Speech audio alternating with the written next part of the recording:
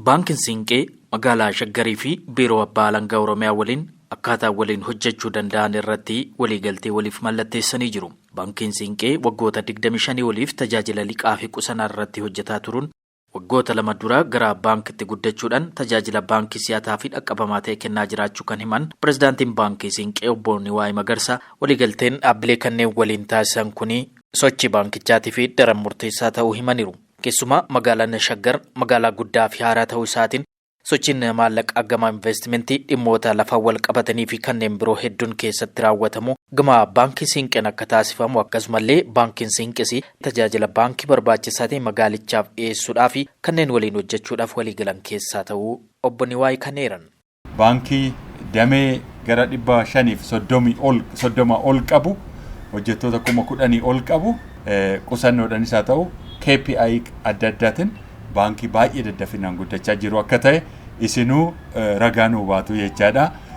Magaalli Shaggar magaala haaraa lafa bal'aa qaba. Lafoota san akka fakkeenyatti baankii keenyaaf baankii Siinqeetiif carraa guddaa kan ta'u lafoota san diyaaspooraan fakkeenyaaf amma diyaaspooraadhaaf lafa qopheessaa jira magaalli Shaggar. Diyaasporaan yoo bitus yoo gurgurus karaa baankii Siinqee qofa akka ta'u hojjetamee dhumee xumuramee jira jecha.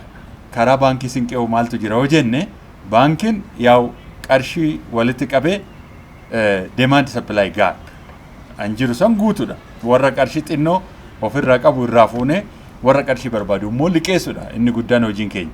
Haa ta'u malee garuu kana keessatti hojjettoota magaalaa Shaggar jiran yookaan immoo bakki maallaqni isaan barbaachisutti baankiin Siinqee humna guutuudhaan seenee isaan gargaaruudhaaf waa'ee tajaajila baankii gaafatu hundumasaa karaa baankii Siinqee balbala isaanii dhaynee tajaajiluudhaaf amantaa fudhannee amaanaa fudhannee waliigaltee kana murteessatii jirra jecha. Magaalli Shaggaris qarshiilee karaa isaanii warraaqan maraayyuu kana boodas kana duraatis karaa magaalaa Shaggar waa warraaqu hundumaayyuu karaa baankii Siinqee gochuudhaaf beekamtiin kun argamee waliigaltee irra geenyee jirra jechaadha. Sochii maallaqaa taasifamu keessatti wayitaan rakkoon uumamu dhimmicha irratti gorsaa fi deeggarsa ogummaa taasisaa ture akkaataa itti fufsiisan irrattis biiroo abbaa alangaa Oromiyaa waliin waliigaltee mallatteessuu isaanii obbo Niwaay dubbataniiru. Liqaa ala bulee namni karaa adda addaa fudhatee mirga keenyallee maddiitti dabsuu barbaade karaa biiroo kana karaa biiroo abbaa alangaa mootummaa naannoo keenyatiin hojii guddaatu hojjetame. Abdiin keenyallee gara fuulduraattis isaanii abbootii seeraa nu bira jiranillee yuunitii guddaa taas jira baankii Siinqee keessa nu gorsuudhaan nu gargaaruudhaaf bakka rakkanne hundatti nu bira dhaabbatanii akka dhaabbata isaaniitti tajaajilaa turanii kana gara fuulduraatti itti fufuudhaaf karaa baankii Siinqee immoo waan hafe tajaajila karaa baankii nu kennuu qabnu nama dhuunfarraa qabee amma dhaabbataatti jechuudha. Waan karaa isaan barbaadan hundumaanuu baankii keenya wajjin taane tajaajila hir'ate waliigaltee kanarratti hundoofnee tajaajiluudhaaf wal hubannoo kanarratti yeroo dheeraa fudhannee dookumentii ilaalaa turre har'a waliigaltee irra geenyee sadarkuma kanatti walii mallatteessuudhaaf as geenyee jira jechaadha. Kantiibaan magaalaa Shaggar Dr. Tashoomaa Addunyaa gama isaaniitiin guddinni magaalaa tokko sochii maallaqaan ala waan hin yaadamnee fi magaalaa Shaggar keessatti sochii gama kanaan taasifamu gama baankii Siinqeen taasisuun magaalichaafis ta'e baankichaaf tumsa guddaa ta'uu himaniiru. Magaalaa keessatti faayinaansiin jira. Faayinaansiin immoo sirnaan bulchuu qaba, sirnaan itti deemamuu qaba jechuudha. Amma magaalaa Shaggar yoo ilaaltan investimentii lakkoofsaan 5,000 caala qabna. Investimentii qofa miti dinagdeedhaan yoo ilaaltan sadarkaa biyyaatti faayinaansii mobilaayizeeshiniin keenya baay'ee guddaa cimaa. Investimentiin gurguddaan nu bira jira. Yaada haaraa gurguddaa qabna. Nu kaayyoon keenya giddu galeessa dinagdee gaanfa Afrikaaf waan ta'eef magaalaa kana yaadee faayinaansii isa wajjin kan hojjetu filachuu adda baasuu dirqama jechuudha.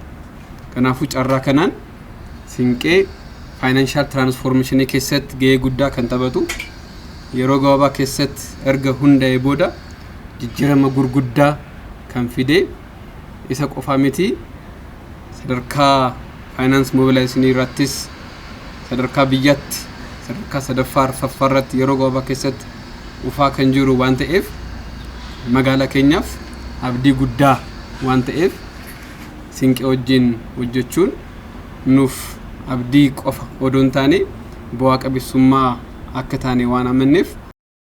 Hoogganaan biiroo abbaa alangaa Oromiyaa obbo Guyyoo Waariyoos qabeenyi mootummaa fi baankichaa karaa seeraan alaa akka hin banne hariiroo baankichi dhaabbilee waliin taasisus wixinee seeraa qabsiisuu fi deeggarsaa fi tumsa ogummaa baankichi barbaadu dhiyeessuun baankichi immoo haala tajaajila liqaa fi manneen jireenya wal qabatan akkaataa hojjettoota biirichaatiif mijeessuu danda'an irratti waliin hojjechuudhaaf waliigaluu isaaniiti kan himan. Tokko dirqama keenya inherently dirqama keenya waan ta'eef liqaawwan albulan qarshiin mootummaa alatti faca'ee akka hin hafne abbaan alangaa ogummaan deeggaraa ture jira gorsaani birrii hedduu deebisisaa ture jira manneen murtiitti bakki manni jirutti baankii Siinqee bakka buunee falmuun qarshiiwwan hedduu deebisnee jira isaan kana cimsinee akka itti fufnuuf hamlee nuu ta'a jechuudha.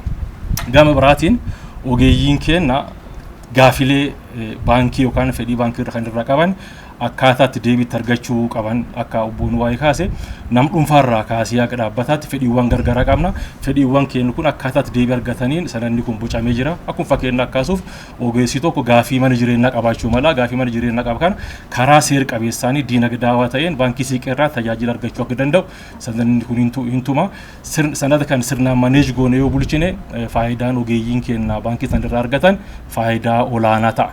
Inni kun ammoo ogeeyyiifis hamlee ta'a, biiroofis hamlee ta'a, hojii kanaan dura hojjechaa turre cimsinee akka hojjennu nu gargaara waan ta'eef gammachuu addaatu nutti dhaga'ama.